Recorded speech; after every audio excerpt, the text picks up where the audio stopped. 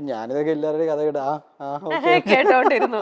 ഇനി എനിക്ക് ഈ പ്രണയത്തെ കുറിച്ച് തന്നെ എനിക്ക് വേറൊരു കാര്യം ഉണ്ണിയുടെ അടുത്ത് ചോദിക്കേണ്ട. അതിന് തൊട്ട് മുമ്പേ നമ്മുടെ മൈൽ സ്റ്റോണിൽ തന്നെ കുറച്ച് നാളുകൾക്ക് മുമ്പേ ഉണ്ണി വന്നപ്പോ ഇതേ ഒരു സബ്ജക്റ്റിനെ കുറിച്ച് ഉണ്ണി ഒരു കാര്യം പറഞ്ഞിരുന്നു. അതെന്താന്ന് ഓർക്കുന്നുണ്ടോ എന്ന് എനിക്കറിയില്ല, നമുക്ക് നോക്കാം എന്താന്ന്. ആരുടെയും കല്യാണം കണ്ടിട്ട് അസൂയ തോന്നിയിട്ടുണ്ടോ? പിന്നെ ഇപ്പൊ എനിക്ക് അതാണ് പണി.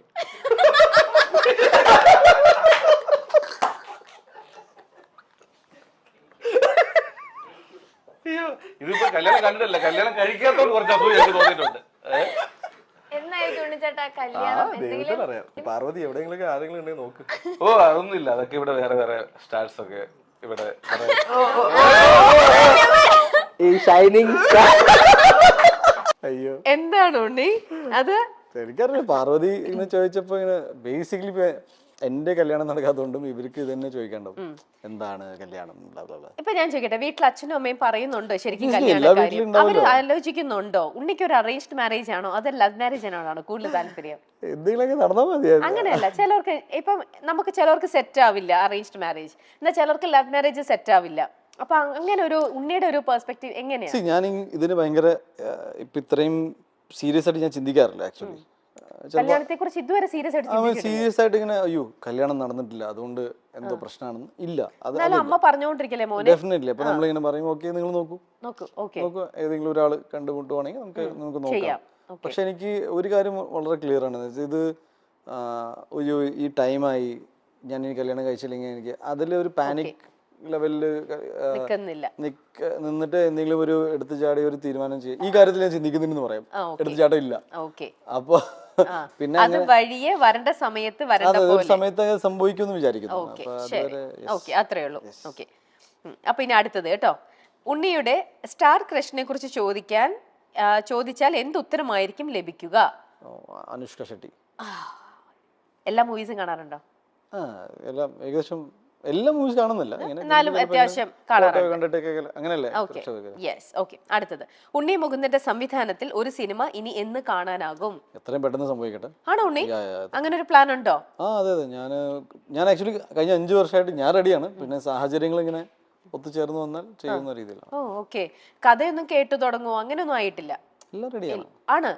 ഞാൻ എന്ത് ചെയ്യണം എന്ന് എനിക്ക് ധാരണയുണ്ട്. അത് അതിന്റെ ഒരു ലോജിസ്റ്റിക്സും പിന്നെ അത് ചെയ്തെടുക്കാനുള്ള ഒരു ടൈം, പിന്നെ എന്റെ ബേസിക്കലി ഇതിനെല്ലാം തടസ്സം വരുന്നത് ആഗ്രഹമുണ്ട്.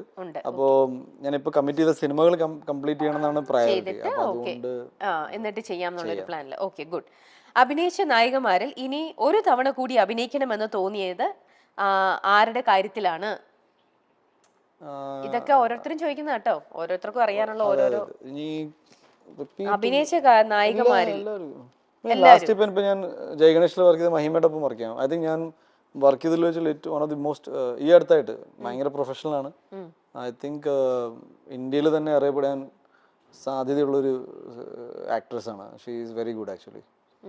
എന്ന് വെച്ചാൽ in terms of acting and പിന്നെ പ്രൊഫഷണലിസം എന്ന് പറയുന്ന സംഭവം ഉണ്ടല്ലോ, ലൈക്ക് ഒരു പ്രൊജക്ടിനെ എങ്ങനെ ഹാൻഡിൽ ചെയ്യണം, ആൾക്കാരുമായിട്ടുള്ള പെരുമാറ്റം, അതെല്ലാം പക്ക. ഓക്കെ, അത് വെച്ച് ചോദിക്കുമ്പോൾ ചോദിക്കട്ടെ, ലോഹിതദാസ് സാറുമായിട്ട് എങ്ങനെയെങ്കിലും പരിചയമുണ്ടോ? കണക്റ്റഡ് ആണോ? ഇല്ല, ഒന്നുമില്ല. എനിക്ക് ആഗ്രഹം ഉണ്ടായപ്പോൾ അച്ഛനോട് പറഞ്ഞു. അപ്പൊ അച്ഛന്റെ ഒരു ഫ്രണ്ട് ഉണ്ട്, ഗംഗാധരൻ അങ്കിൾ, തൃശ്ശൂര്. ഗംഗാധരൻ അങ്കിളുടെ ഫ്രണ്ടാണ് TG രവി സാറ്. അങ്ങനെ TG രവി സാറിന്റെ അടുത്ത് തൃശ്ശൂർ ആരെങ്കിലും സിനിമ ഡയറക്ടർ ആരെങ്കിലും, അങ്ങനെ ലോഹി സാറിന്റെ നമ്പർ അഡ്രസ്സ് കിട്ടി. ആ അഡ്രസ്സിലേക്ക് ഞാൻ കത്തയക്കുന്നു. പിന്നെ സാറിന് ഇഷ്ടപ്പെട്ടിട്ട് സാറ് വിളിക്കുക, അങ്ങനെയാണ് ഉണ്ടായത്. അത് മാളികപ്പുറം ഹിറ്റ് ആയതിനു ശേഷം ഞാൻ TG രവി സാറിനെ വിളിച്ച് ഈ കാര്യം അറിയിക്കുകയാണ്. ചേട്ടൻ കൊടുത്ത അഡ്രസ്സ് കാരണമാണ് പിന്നീട് സിനിമയിൽ വരാൻ സാധിച്ചത്. He was very happy. അങ്ങനെ. ഓക്കെ, ശരി. ഇനി പ്രേക്ഷകർ പീപ്പിൾസിന്റെ അടുത്തത്, dream character of Unni Mukundan, അതാണ് ഒരാൾ ചോദിച്ചിരിക്കുന്നത്.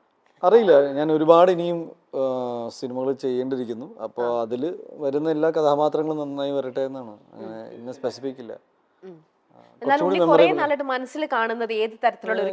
ഒരു സൂപ്പർ ഹീറോ സിനിമ എന്ന് പറയുകയാണെങ്കിൽ ഞാൻ ഓൾറെഡി ഗന്ധർവ എന്ന സിനിമയ്ക്ക് വേണ്ടി വർക്ക് ചെയ്തുകൊണ്ടിരിക്കുകയാണ്. ദെൻ എനിക്കൊരു ആർമി മൂവി ചെയ്യണമെന്നുണ്ട്, ഇന്ത്യൻ ആർമിക്ക് വേണ്ടിയിട്ട്.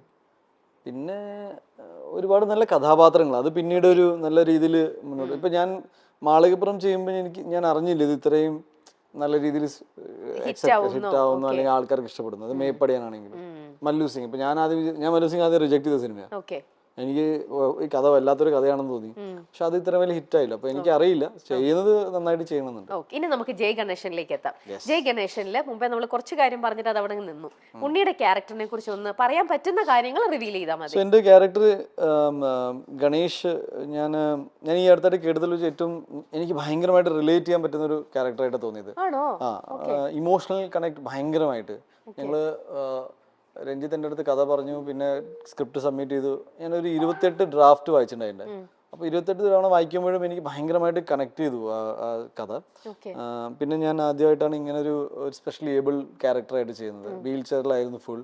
അതിൻ്റെ ചാലഞ്ചസ് വേറെ ആയിരുന്നു. അപ്പോൾ രഞ്ജിത്തിന് ഒരു പ്രൈമറിലി ഒരു മുഖമില്ലെങ്കിൽ എങ്ങനെ ആയിരിക്കണം ഇയാളെന്ന് പറഞ്ഞപ്പോൾ അത്യാവശ്യം സ്ട്രെങ്ത് ഫീൽ ചെയ്യുന്ന ഒരാൾ ഈ ക്യാരക്ടർ ചെയ്താൽ പുള്ളിക്ക് ജസ്റ്റിഫൈ ചെയ്യാൻ പറ്റുമെന്ന് തോന്നി. അങ്ങനെയാണ് എന്നിലേക്ക് എത്തിയത്.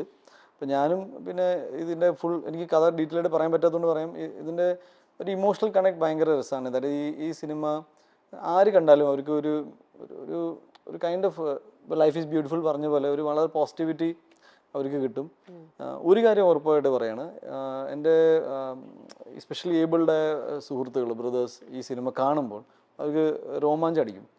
ദാറ്റ് ഈസ് അവരെ സംബന്ധിച്ച് എനിക്ക് ഈ സിനിമ ഒരു രീതിയിലും മോശമായി ഈ കഥാപാത്രത്തെ ഇങ്ങനെ കാണിച്ചല്ലോ അങ്ങനെയല്ലാതെ ഒരു ഹീറോയിക് രീതിയിൽ തന്നെയാണ് ആ സിനിമ നമ്മൾ ഇത് എന്താ പറയുക ഈ ക്യാരക്ടറിനെ നമ്മൾ പ്രസന്റ് ചെയ്യുന്നത്. പിന്നെ നല്ല ആക്ടേഴ്സ് ഉണ്ട്, നല്ല ക്രൂ കിട്ടി എനിക്ക്. പ്രൊഡക്ഷനും ഡിസ്ട്രിബ്യൂഷനും നമ്മൾ ഹാൻഡിൽ ചെയ്യുന്നത് UMF ആ ചെയ്യുന്നത്. പിന്നെ മൊത്തത്തിൽ മാളികപ്പുറം എന്ന സിനിമയ്ക്ക് ശേഷം എനിക്കൊരു ചെറിയ പ്രഷർ ഉണ്ടായിരുന്നു. ഇനി എന്ത് ചെയ്യണം, ഇത്രയും പ്രതീക്ഷകൾ പിന്നെ എൻ്റെ ഈ സിനിമ കണ്ടതും വിജയിപ്പിച്ചത് ഒരു ഫാമിലി ഓഡിയൻസ് ആണ്. അപ്പൊ ഫാമിലി ഓഡിയൻസ് ബിഹേവ് ചെയ്യുന്നത് യൂത്ത് എന്ന പോലെയല്ല. ഇവര് ആ സിനിമ കാണണമെങ്കിൽ അവർക്ക് ഒരാളല്ല സിനിമ കാണാം, 4 പേര് സിനിമ കാണും. 4 പേര് എന്ന് വെച്ചാൽ ചുരുങ്ങിയത് ഒരു 1000 രൂപ, പിന്നെ ട്രാവൽ, സമയം മാറ്റി വെക്കുക. അപ്പോൾ ഒരു വലിയ ചെലവാണ്. ഒരു യൂത്ത് സിനിമ കാണുന്ന വെച്ചാൽ അയാൾ മാത്രം പോയി കണ്ടുവരും. വീട്ടുകാരോട് ചിലപ്പോൾ നല്ലതാണെന്ന് അവൻ പറയും, ഇല്ലെങ്കിൽ പണം ഡ്രോപ്പ് ചെയ്യും. ഫാമിലീസ് ഒരു ആക്ടറിനെ ട്രസ്റ്റ് ചെയ്തിട്ട് സിനിമയിൽ പോകുന്ന ഒരു സ്വഭാവം കാണിക്കുന്ന ഒരു സ്വഭാവമുണ്ട്.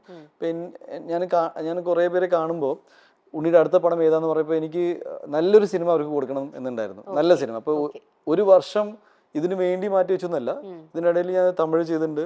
അപ്പം മലയാളത്തിലൊരു സിനിമ വരുമ്പോൾ ഒരു ഗുഡ് മൂവി ചെയ്തിട്ട് എനിക്കൊരു സേഫ്റ്റി. ഞാൻ കേട്ടിട്ടുണ്ട് ഈ ഒരു വർഷം ഉണ്ണി 300-400ഓളം സ്ക്രിപ്റ്റുകൾ കേട്ടു, കണ്ടു, വായിച്ചു പോയി. ഞാൻ മാത്രമല്ല, പിന്നെ എന്റെ ടീം ഒരുപാട് പേര്, ഞങ്ങൾ ഒരുപാട് സ്ക്രിപ്റ്റ് വായിച്ചു. അതെ, അപ്പൊ അതിൽ നിന്നും ബെസ്റ്റ് ആയിട്ട് തോന്നിയ ഒരു തവണയാണ്. അപ്പൊ എന്തായാലും ഐ എം ഷുവർ ജയ് ഗണേഷ് എന്ന് പറയുന്നതിനകത്ത് അതൊരു മിനിമം ഗ്യാരണ്ടി ഒരു സംഭവം ഉണ്ടാവും. അതിന് ഉണ്ണിയുടെ കരിയറിൽ തന്നെ ഇതുവരെ ചെയ്തതിനെക്കാട്ടിലും ഇപ്പൊ പറഞ്ഞ പോലെ ആ ചാലഞ്ചിങ് തന്നെയായിരുന്നു ആ ഒരു ക്യാരക്ടർ ചെയ്യാന്ന് പറയണത് അല്ലേ?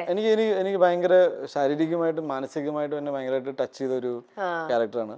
ഒരു സിനിമ ചെയ്തതിന് ശേഷം എനിക്ക് സങ്കടം തോന്നിയെന്ന് വെച്ചാൽ ഒരു സിനിമ ചെയ്യേണ്ടി വന്നു. എനിക്ക് ഇത്രയും സ്പെഷ്യലി ഏബിൾഡ് ആയ അല്ലെങ്കിൽ ഭിന്നശേഷി നിൽക്കുന്ന സുഹൃത്തുക്കളെ അവരുടെ ലൈഫിനെ കുറിച്ച് മനസ്സിലാക്കാൻ.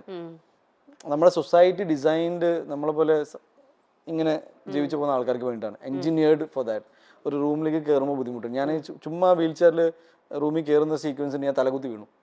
എനിക്ക് അന്ന് ഉണ്ടായ സങ്കടം ഞാൻ വീണതിന്റെ അല്ല, ഇതൊക്കെ നമ്മളിതിനെ നമ്മുടെ ശ്രദ്ധ പോയിട്ടില്ലല്ലോ ഇതില്.